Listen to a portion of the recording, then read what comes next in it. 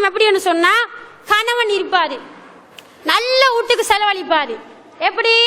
கணவன் வீட்டுல சில நேரம் தாய் தந்தையர்கள் வந்து குடியிருப்பாங்க. கணவன் வீடு, சொந்த வீடு, தாய் தந்தையர்கள் என்ன பாவப்பட்டு என்ன செய்வாங்க, சரி இருந்து போட்டும், எங்கட வைஃபோட அவங்களோட உமா வாப்பிக்கு நல்லன் தான் நின்றுவாங்க. இல்லாட்டி உமா அப்பா வேறே ஆயிப்பாங்க, கணவனும் மனைவியும் தனியா வாழ்ந்து கொண்டிருப்பாங்க. 2 பேர்த்துல உமா அப்பா வேற வேற. இப்ப கணவன் செலவழிப்பாரு. எப்படி சொல்லுவாரு? மாச சம்பளம் 20,000 ரூபாய் கிடைச்சிட்டு வைங்க. 20,000 ரூபாய் சொல்லுவாங்க, உங்களுக்கு 15,000. நீங்க உங்களோட புள்ள எல்லாத்துக்கும் செலவழிங்க, வேண்டியதை செலவழிங்க. 20,000 கொடுக்கிற செலவுக்கு, வீட்டு செலவுக்கு வேறையா 20,000 நீங்க உங்களுக்கு உண்ணுங்க குடிங்க, சொர்க்கம் மாதிரி செல்லப்படுது. எப்படி?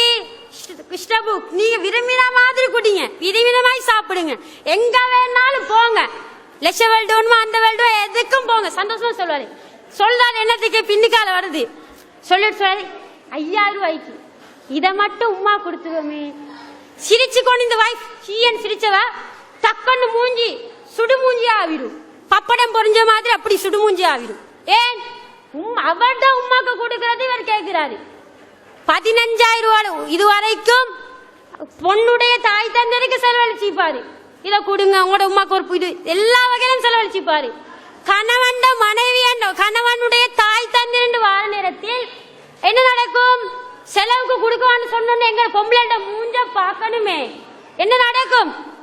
உடனே கண்ணீரோட பிரச்சனை, அண்டை முழுக்க பிரச்சனை, சண்டை, சாப்பாடு கேட்ட சாப்பாடு இல்ல, உங்களுக்கு கைக்கு தானே நீங்க எடுத்து தின்னேலாவா, நீங்க எடுத்து சாப்பிடலாவா, தொத்த பபாவா, பிள்ளைக்கு தான் சாப்பாடு கொடுக்கணும் நான், ஆனா நீங்க வந்துட்டு கேக்குறீங்களே, உங்களுக்கு வேலையே இல்லையா? ஏன் வருது? உமாக்கு சல்லு கொடுக்கவான்னு கேட்டு, முதலாவது உமாக்கு சல்லு கொடுக்கவா என்றதா பொண்டாட்டிட்டே கேட்கணுமா? கேட்க தேவையில்ல.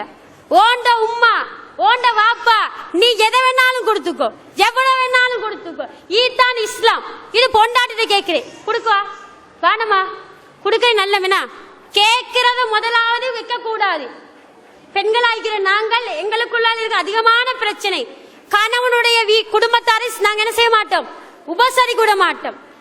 உதாரணத்துக்கு சொல்லுவோமே, தங்கச்சிக்கு கணவன் தங்கச்சி எங்களுக்கு மைனிக்கு ஒரு அபாயம் வாங்கி கொடுத்திப்பாரு, அது உங்களுக்கும் வாங்கி தந்திப்பா எங்களுக்கும் வாங்கி தந்திப்பா தான். உடனே அந்த அபாய பாக்குற அதுக்காக வேண்டிய ஒரு டிராவல் எங்க மாமி வீட்டுக்கு என்ன அபாயம் வாங்கி கொடுத்திப்போம் போயிட்டு பாப்போம்.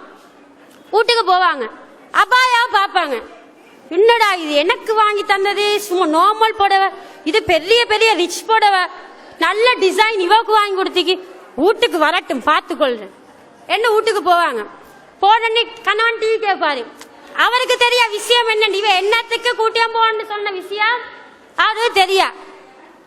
கேப்பா, பாத்திமா டீ ஒரு கப் தாமா, டீ வரும் எப்படி வந்து வைப்பா, ஒரே டீ குடிச்சு சாவுங்க, குடிச்சு தொலைங்க, எனக்கு என்னத்தான் வாங்கி தந்தீங்க, இவ்வளவு வருஷ காலம் நீங்க சொல்ற இடத்துக்கெல்லாம் நான் வந்தேன், இன்னைக்கு உங்களோட தங்கச்சிக்கு இவ்வளோ சொல்லி கொடுத்து ஒரு அபாயம் வாங்கி கொடுத்துக்கிறீங்க, அப்ப உங்களுக்கு என்ன நடந்துச்சு என்ன கேட்பாங்க.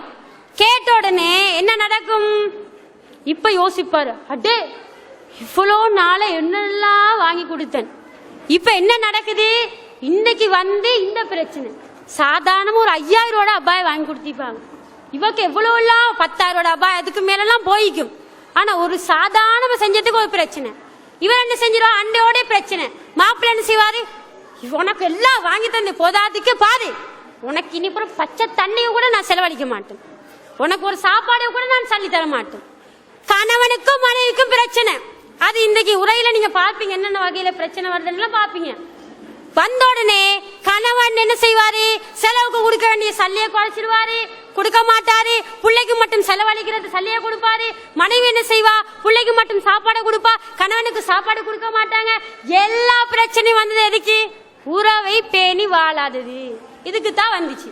அப்ப ஹதீஸ்ல எப்படி வருதுன்னு சொன்னா, அதாவது பாருங்க, கஃபாபில் மரி இஸ்மன் ஐ யஹ்பிஸ அம்மை யம்லிகு கூத்தஹு.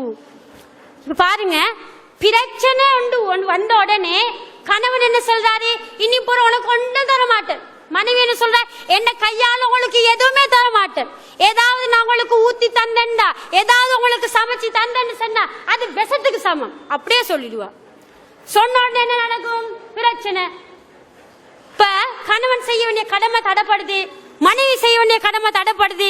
இப்படி எல்லாம் இருக்கிற நேரத்துல என்ன நடக்குதுன்னு சொன்னா ரசூலுல்லாஹ் என்ன சொல்றாங்க, கஃபா பி மலை இஸ்மன் ஐயஹ்பிஸன்னு சொல்ற. எப்படி சொல்லப்படுதுன்னு சொன்னா, ஒருத்தன் பாவி என்றதுக்கு அடையாளம் எது தெரியுமா?